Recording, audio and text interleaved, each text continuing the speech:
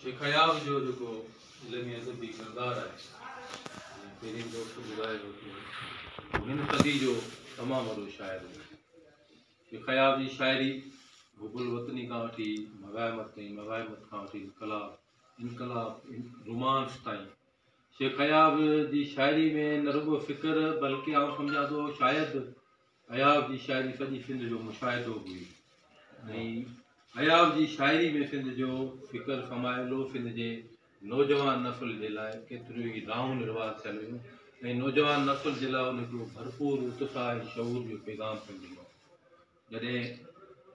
मार्शाला जे दौर में 60-70 जे दहाके खां वठी सिंध जो नालो वठणु ॿुधो हो, तॾहिं शेख अयाब जी शाइरी सिंध में हिकिड़ी नई जोत जाॻाई ऐं आउं सम्झां थो उहो सिंध जी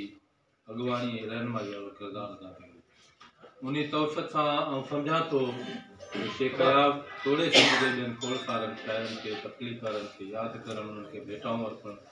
जो हीउ सिलसिलो जेको सिंधी अदबी संगत शुरू कयो आहे, उन में तव्हां सभिनी दोस्तनि जी दिलचस्पी ॾिसी असांखे इंतिहाई ख़ुशी महसूसु थिए थी ऐं असां सम्झूं था त हीअ जेके सिंधी ॿोली लम जा जेके रखवाला हुआ, जेके रहबर हुआ, जेके असांजी शाइरी जा फ़िक्री